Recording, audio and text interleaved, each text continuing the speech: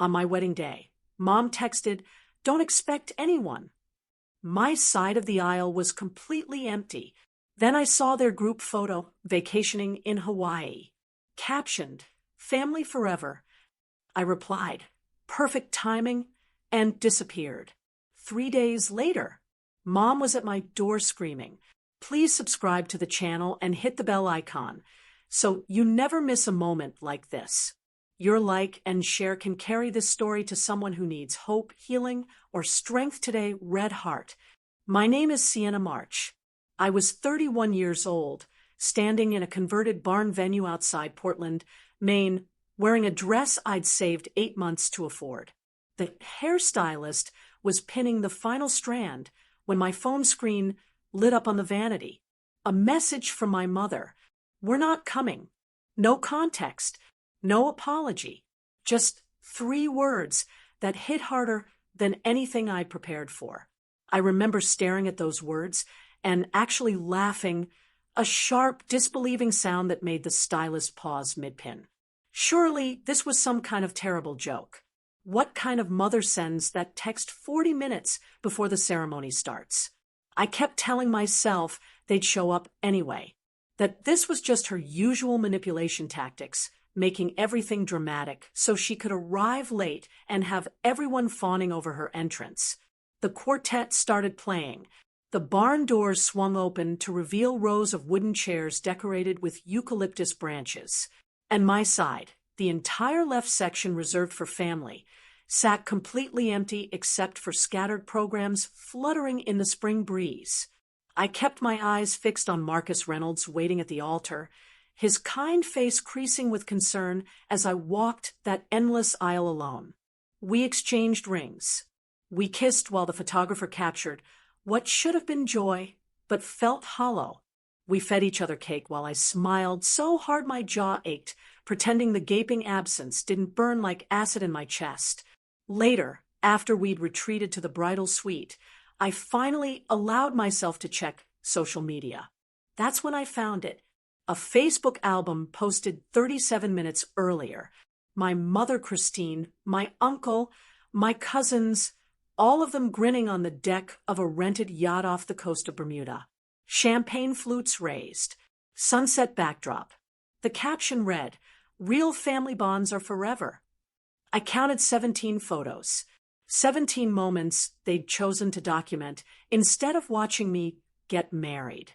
I typed back a single sentence. "Congratulations on your priorities." That message marked the exact moment I stopped begging for crumbs from people who saw me as a resource instead of a daughter. Because what they didn't understand, what they'd never bothered to learn, was that for 6 years I'd been the only thing keeping their failing property business from complete collapse. 4 days later, my mother was at my apartment door at 6 in the morning, screaming about frozen accounts and bounced payments. And I was sitting at my breakfast table with chamomile tea, completely calm, watching their carefully constructed world begin to crack. They thought abandoning my wedding was their power move. They had no idea what I'd been quietly preparing since the moment I saw that yacht photo. Stay with me, and I'll show you exactly how their forever bonds turned into the most expensive vacation they never actually paid for. I didn't scream that night, didn't throw my phone or rip the dress, or collapse dramatically like I'd seen in movies. I sat on the edge of the bed in our tiny hotel room, makeup smudged down my cheeks, and went eerily still. Marcus sat beside me, still wearing his vest and tie, his jacket draped over the desk chair. "Sienna," he kept saying softly, "talk to me. What do you need?" I just held up my phone, showing him the album again. That sunset photo where my mother looked radiant, absolutely glowing, surrounded by family who'd chosen her over me. The woman who'd spent 2 years calling Marcus that middle school art teacher with no ambition had flown to Bermuda on my wedding day to toast real family bonds on a yacht. My mother, Christine March, loved to tell anyone who'd listen how she'd built March Property Solutions from nothing, how she and my father Douglas had scraped together their first rental property and turned it into a portfolio spanning 3 states. What she conveniently left out of that origin story was me. I was the one who'd spent my 20s managing their books from whatever apartment I was renting at the time. First in Boston during college, then remotely from Portland after Marcus and I moved in together. I was the one who'd taken online courses in property management software and financial compliance while working a day job, then staying up until 2 in the morning fixing their disastrous record keeping. I was the one who'd smooth things over with banks when my father forgot to file paperwork or when my mother decided to finance another luxury renovation without checking if we could actually afford it. I'd eventually become their director of finance, a title that sounded impressive, but really meant I was the one signature that made creditors feel safe. My mother hated paperwork, hated meetings with accountants, hated anything that wasn't Instagram-worthy. So 5 years ago, she'd signed over joint access to most of their business accounts, made me a secondary on their credit lines, gave me power of attorney for financial decisions. "It's just easier if you handle this stuff," she'd said. "You're good at the boring details." It was supposed to be temporary. It never changed. For 5 years, I'd been their safety net. I'd quietly paid off business trips that were actually Caribbean vacations. I'd covered my cousin Trevor's impulsive property purchase in Vermont when he'd overextended their shared credit. I'd told myself this was what families did, that eventually they'd appreciate the sacrifice. That night, staring at the yacht photos, something fundamental shifted in my chest. If I could keep them afloat, I could also let them sink. And maybe it was time they learned what drowning felt like. Marcus watched me open my laptop. "What are you doing?" "Working," I said. My voice sounded distant, mechanical, but my fingers moved with absolute certainty across the keyboard. I logged into the property management portal, the same system I'd been using every week for years. Bank accounts, business credit cards, personal credit lines, the expansion fund my parents bragged about at dinner parties. My name was listed as an authorized user on everything. One by one, I started closing doors. The corporate credit card they'd been using for the Bermuda resort, flagged for suspicious activity, access suspended. Authorized users removed from the system except me. The March Property Expansion Fund, the one Trevor was already counting on to open his boutique hotel concept in Burlington, put on immediate hold pending financial review. Automatic transfers to my parents' travel account canceled. Every recurring payment that kept their lifestyle comfortable paused. I drafted an email to Richard Kowalski, the bank manager who'd watched me rescue my parents from 3 near disasters. Told him I was initiating a comprehensive audit of all shared accounts and would not approve any charges without my direct written consent. Sent it with a read receipt. Marcus watched this unfold in silence.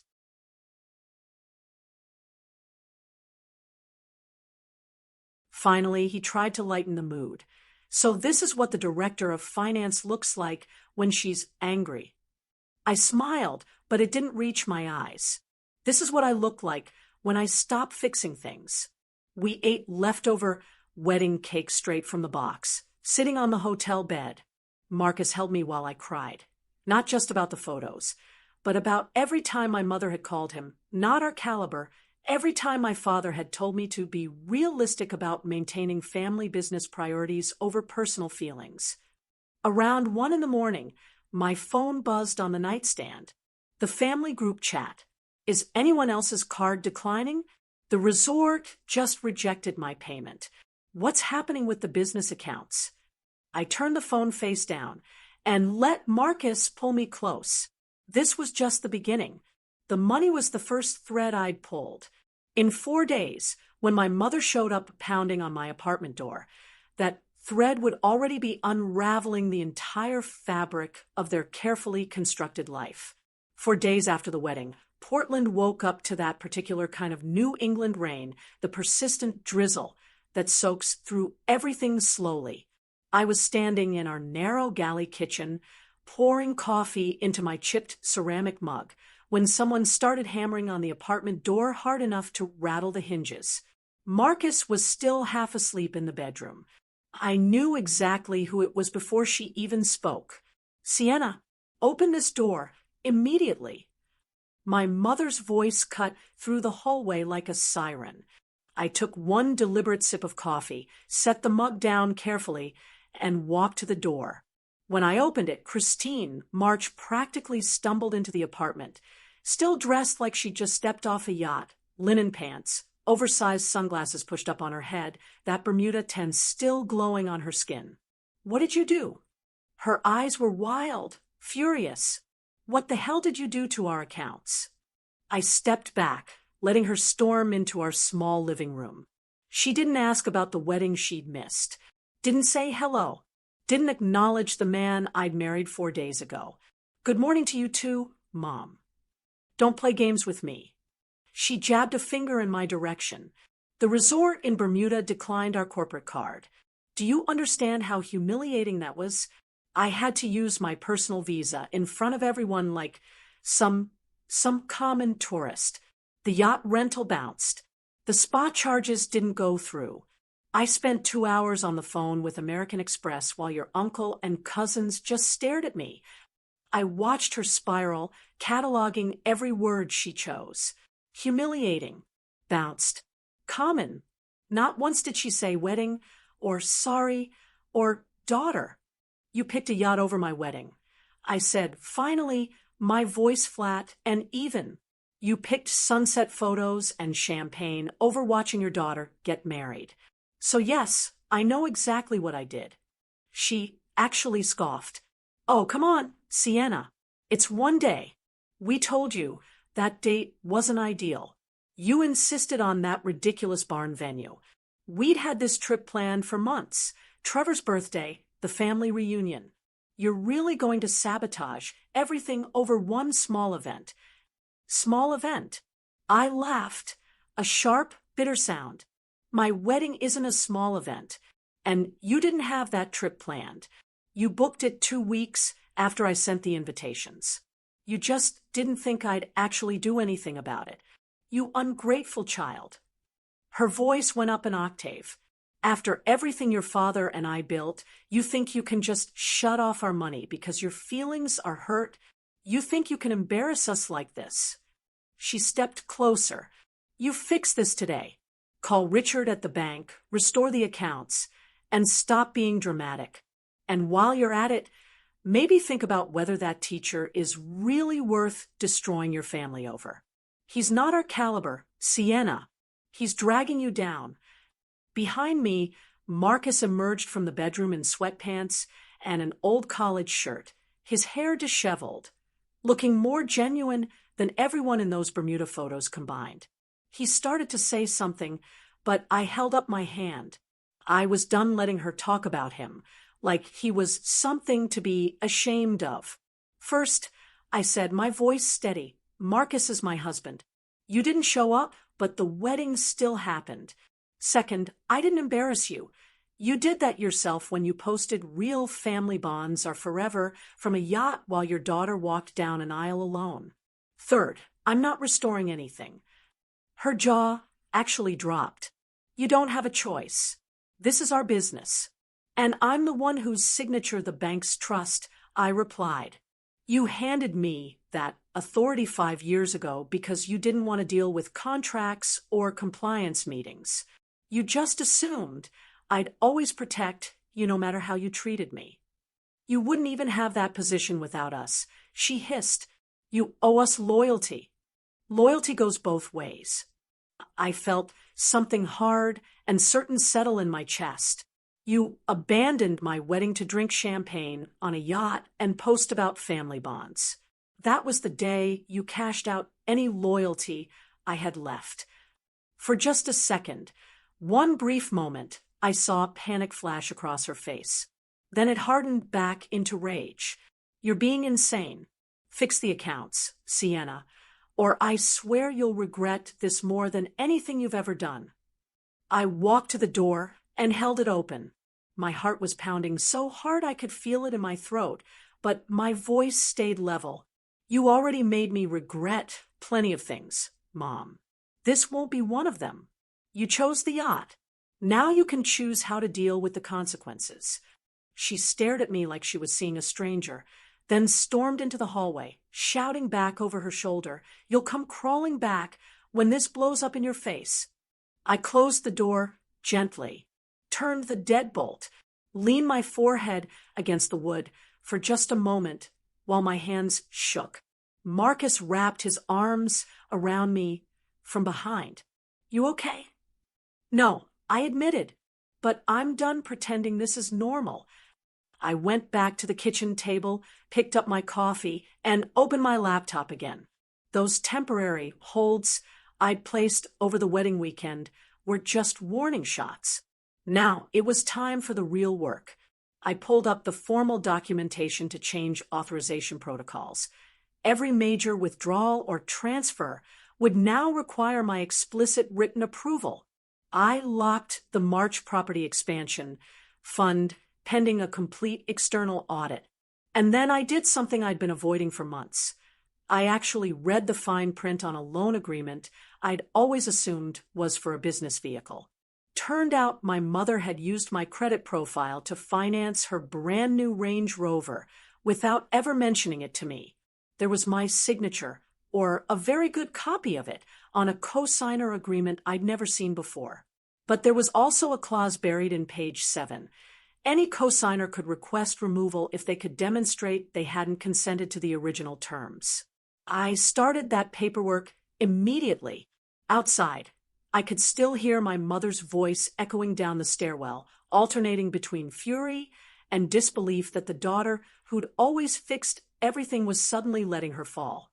Inside, in our small kitchen with morning light filtering through cheap blinds, I took another sip of coffee and clicked submit on form after form.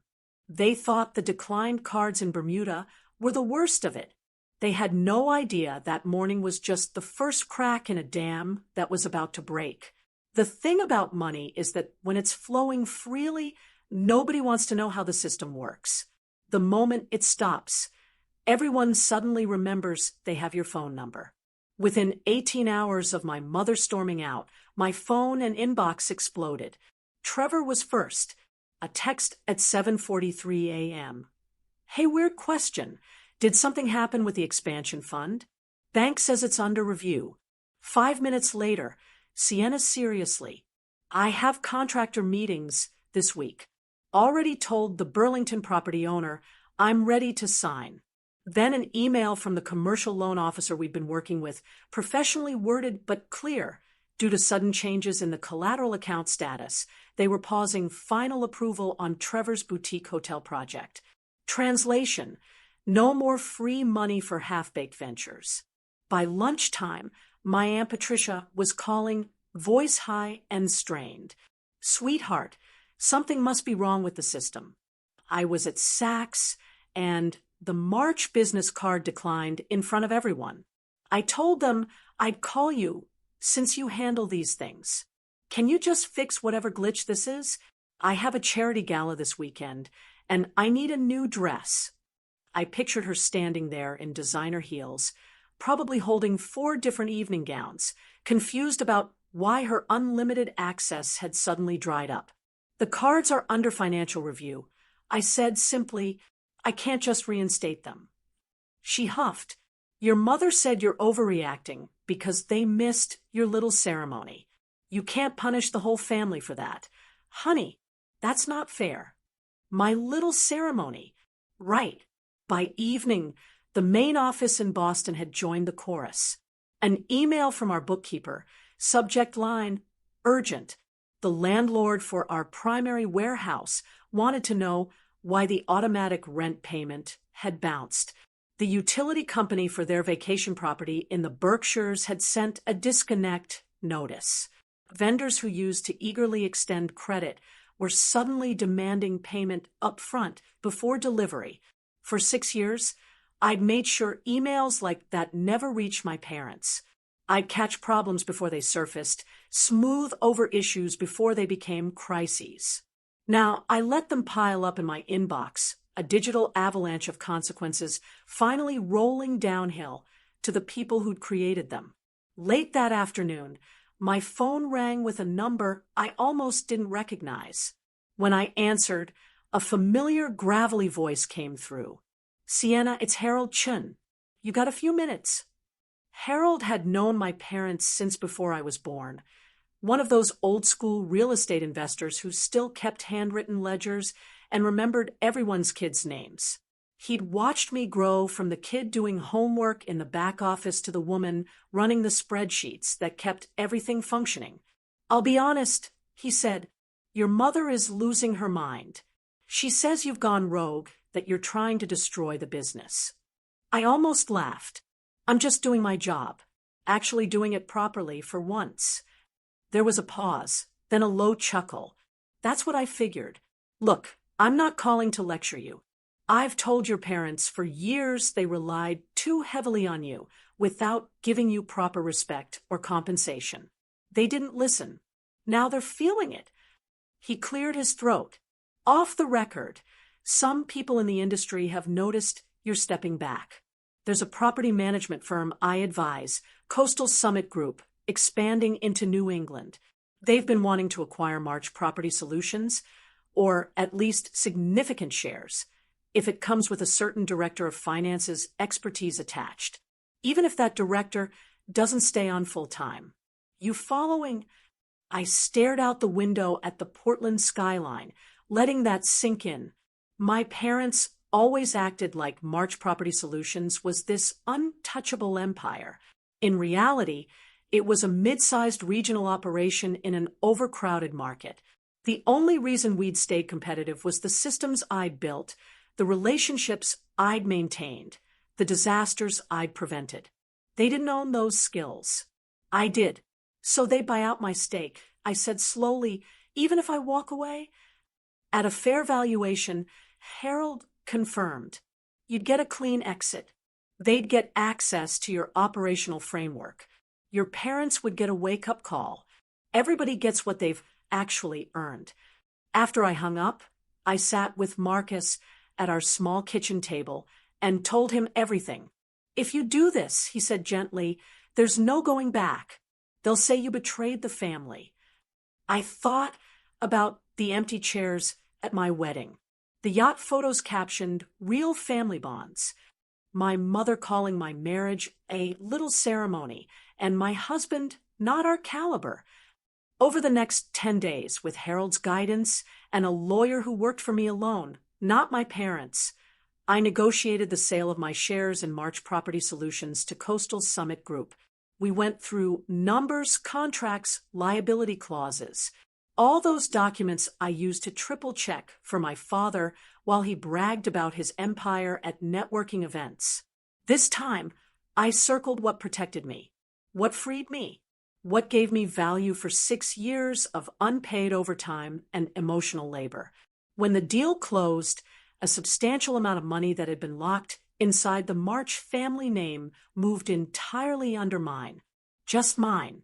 While my family scrambled to adjust to a world where credit cards had limits and the company name didn't automatically open doors, I started practicing a word I'd almost forgotten. No, I wouldn't co-sign another loan. No, I wouldn't restructure their cash flow problems. No, I wouldn't answer every panic call at midnight. Instead, I took on freelance bookkeeping clients, small businesses, and nonprofits that actually appreciated my work. The kind of work that made me feel useful instead of used. On weekends, Marcus and I packed sandwiches and drove to lighthouses along the coast, hiking trails I'd never had time for when I was tethered to my parents' emergencies. We ate on blankets overlooking the ocean, laughing about small things while my phone buzzed face down in my backpack. For 6 years, I'd been the one preventing their world from imploding. Now I was finally letting them discover what happened when I stepped away. And the strangest thing, the more their lives unraveled, the lighter I felt. It took about 2 weeks for the panic to evolve into strategy, or at least whatever my family thought strategy looked like. One afternoon, I was at a coffee shop in the Old Port working on a budget proposal for a client, when a man in an expensive suit stopped at my table. "Sienna March?" he asked. I looked up.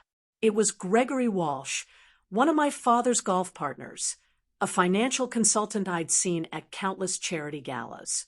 The kind of man who wore cologne that cost more than groceries and always name-dropped which country club he'd lunched at. "Your father asked me to speak with you," he said, sitting down without invitation. He thought a neutral third party might help. I almost smiled at the word neutral. "Go ahead."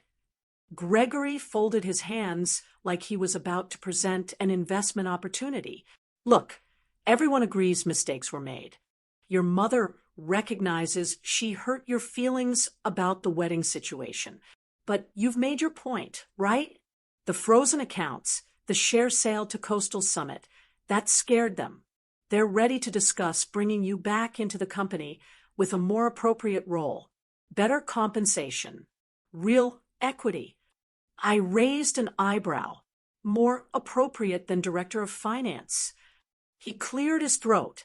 "They're prepared to offer you a very generous package, full operational control, performance bonuses, even a path to partial ownership if you return and help stabilize the business." He paused. "There is, however, one concern they asked me to address delicately." I waited. "Your husband," he said finally, "they feel his background doesn't align with the image they're rebuilding, the circles they need to move in, the investors they're courting. It sends a certain message when the director of finance is married to someone in education. If you were willing to reconsider that arrangement, it would go a long way toward convincing them to fully restore your position." The coffee shop noise seemed to fade for a moment. It wasn't even surprising, not really. But hearing someone say it out loud like it was a reasonable negotiating point still made my stomach turn. "So the deal," I said slowly, "is I get my old job back, and they stop panicking if I divorce my husband." Gregory shifted uncomfortably. "No one said divorce, just reconsidering whether he's the right long-term partner given everything at stake for the business and your family's reputation." I stood up, gathering my laptop. "Tell my father I already made my choice. And tell him there's no amount of money or equity that would make me trade my marriage for his image." Gregory called after me as I walked out. Something about emotions ruining my future. I didn't turn around. My future was the first thing in years that actually belonged to me. That night, Trevor sent an email with the subject line, "Can we start over?" The first few paragraphs sounded almost like an apology. He acknowledged things had gotten heated, said he could see how the wedding situation looked bad from my perspective. Then came the real reason he was writing. He needed the expansion fund unfrozen because his Burlington project was time-sensitive, his one real shot at building something meaningful. If I really loved him as a cousin, I wouldn't let my issues with Mom and Dad destroy his dream. I stared at the screen for a long time before replying. I told him I hoped he found a way to make his hotel concept work someday, that I believed he had talent, but I wouldn't be putting my name, my credit, or my work behind any more family ventures. That chapter was closed. I hit send and waited for the explosion. It came the next morning. A certified letter from a law office my parents had used before, full of vague legal threats about damages, interference with business relationships, tortious interference, breach of fiduciary duty. I forwarded it to my own lawyer. He actually laughed when he called me back. "They'd have to prove you acted outside your authority," he said. "You didn't. They gave you that authority in writing. They signed those documents. And if this goes to court, all the correspondence about them skipping your wedding and calling their yacht trip a higher priority becomes part of the public record. Trust me, they don't want that exposure." Meanwhile, that loan I'd removed my name from, the one for my mother's Range Rover, finally processed. I got formal confirmation from the bank that I was no longer attached to the debt. 2 days later, My cousin Emma posted an Instagram story of my mother at the dealership, red-faced, arguing with a manager while her luxury SUV sat in the lot with a repossession notice on the windshield. The caption just said, "Tough times for the March family." I should have felt guilty. I didn't.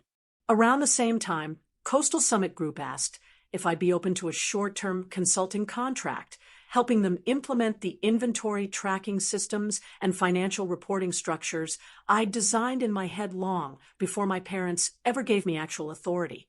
I didn't share any of March Property Solutions' client lists or proprietary information. I didn't need to.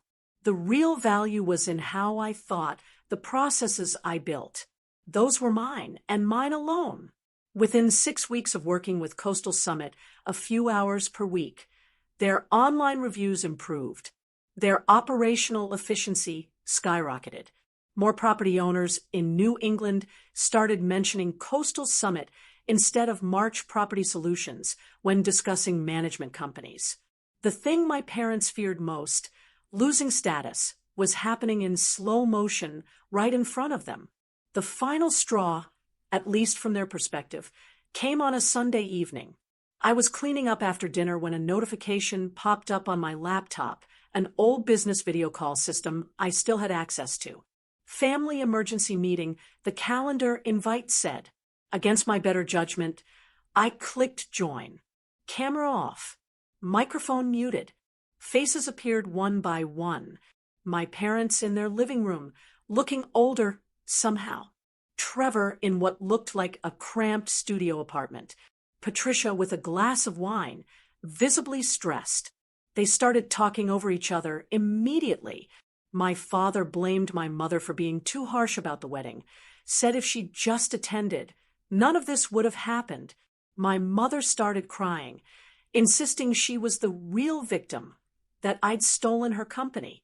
Trevor shouted that they'd always bailed him out before, but now suddenly everyone was teaching him responsibility when his whole future was on the line. Patricia complained about having to actually budget for the first time in years. I sat there for 47 minutes watching them tear into each other. Not once did anyone say the word sorry. Not once did anyone say, "We hurt Sienna." Not once did anyone take actual responsibility. When my mother finally said, "She'll come around eventually," she always does. She's too soft to stay angry forever. Something settled deep in my chest. No, I thought, not anymore. I closed the laptop. Outside, Portland rain tapped against the windows. Inside, Marcus wrapped an arm around me on our worn couch. We quietly watched a movie we'd seen 3 times before, while my family's world continued crumbling without me there to hold it together. The thing about consequences, the real, unavoidable kind, is they don't arrive as one dramatic explosion. They show up in 100 small ways day after day, until even the people who swore they were untouchable start to realize the ground beneath them is gone. 6 weeks after that family video call, March Property Solutions closed their Vermont location. Officially, the press release called it strategic consolidation. Unofficially, I knew exactly what it was. That property had always been one of our shakiest investments. Without the safety nets I used to provide, without the quiet deals I used to broker with vendors and contractors, they couldn't sustain it. Photos started appearing online. A handwritten, closed sign in the window. Half-empty showroom floors. A comment under the local news article that made my chest tighten. Didn't the owners skip their own daughter's wedding for a vacation? Guess karma is real. I hadn't told that story publicly, but people talk. Employees talk. Nothing stays hidden when you treat everyone around you like they're disposable. The online reviews began shifting. Slowly at first, then in a wave. Mixed in with normal complaints about maintenance response times were sharper critiques. Love the properties, but can't support a business that treats family this way. Heard the owners abandoned their daughter's wedding for a yacht trip. Hard pass. My parents had always cared more about image than numbers. Watching that image crack was probably worse than any financial statement. Around that time, I got a call from a number tied to an old Boston bank. I almost let it go to voicemail, then answered. The woman on the line introduced herself as an officer managing legacy trusts. Ms. March, we've been trying to reach you regarding an account in the name of Dorothy Wells. My grandmother, my mother's mother, the only person on that side of the family who'd ever come to my school plays and actually asked how I was doing instead of interrogating me about my grades or productivity. My chest tightened. The officer explained that before she died 8 years ago, my grandmother had established a trust with specific conditions.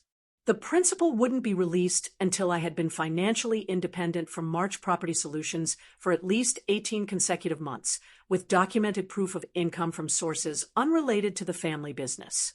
According to our records, the woman said, "You've met that threshold.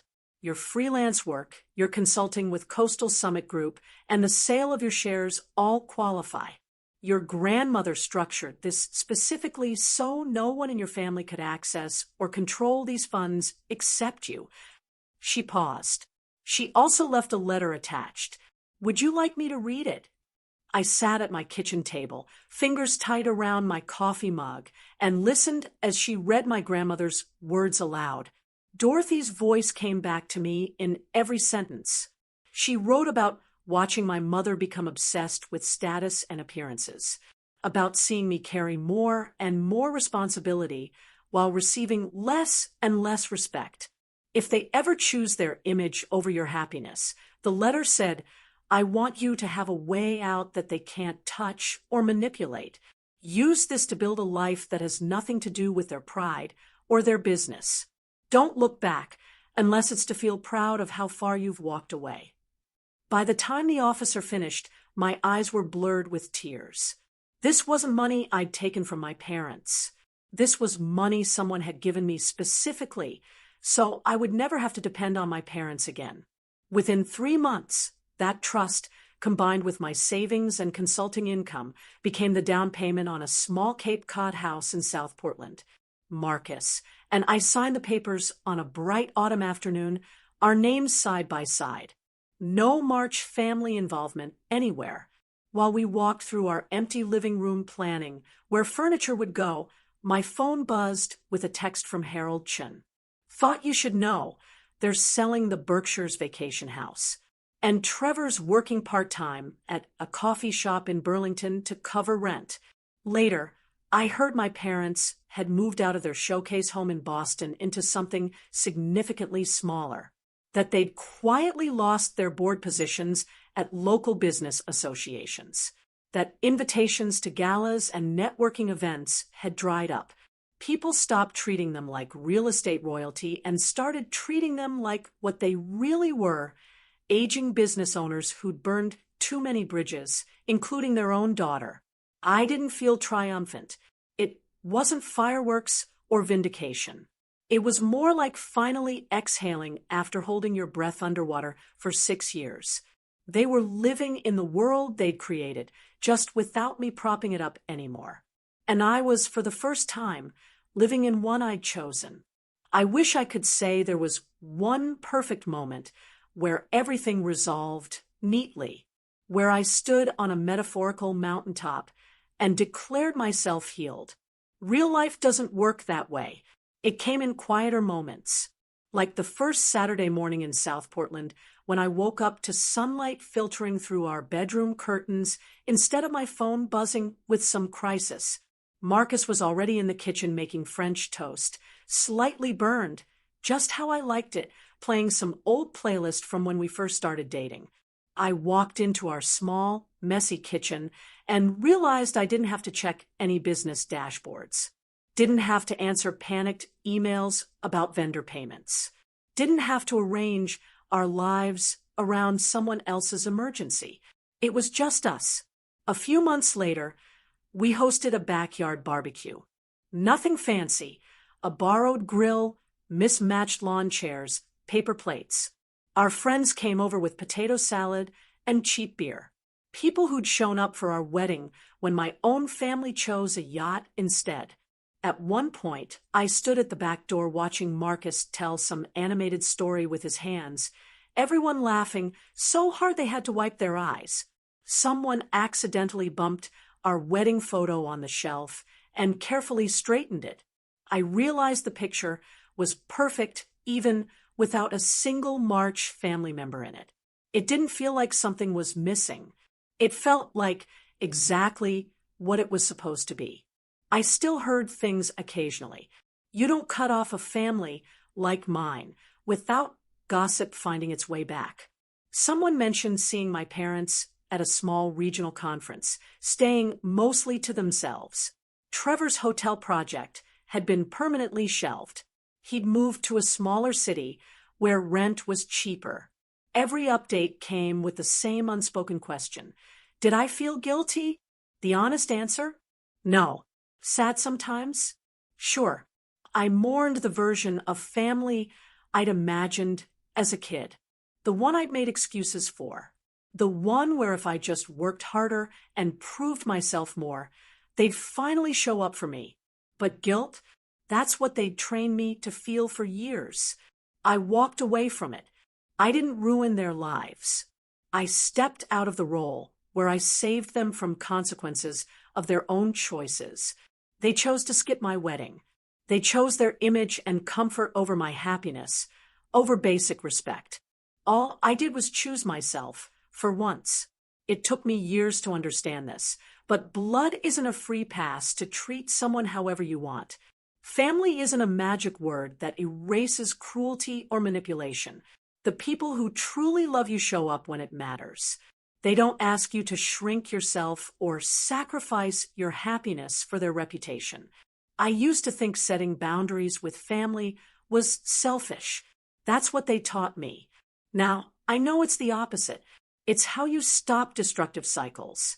How you make sure you don't become the kind of person who'd skip their own daughter's wedding for a photo opportunity. Some nights when the house is quiet and the only sound is the dishwasher humming Marcus grading papers at the table, I think about my grandmother's letter. Don't look back unless it's to feel proud of how far you've walked away. I didn't walk away because it was easy. I walked away because staying would have cost me myself, piece by piece, forever. If you're listening and you have a family that loves you well, truly loves you, I hope you recognize how rare that is. Hold on to them. And if you're listening and you're trapped in something that looks like love from the outside, but feels like control on the inside, hear this. You're not crazy for wanting more. You're not disloyal for demanding respect. You're not selfish for drawing boundaries. Sometimes the bravest thing you can do is stop begging people to see your worth and start living like you already know it. My mother skipped my wedding for a yacht trip to Bermuda and thought that would be her story to tell forever. 4 days later, she was screaming at my door because for the first time in my life, I stopped opening it just because she knocked. I built a different life on the other side of that closed door. And honestly, that's the only forever family I need.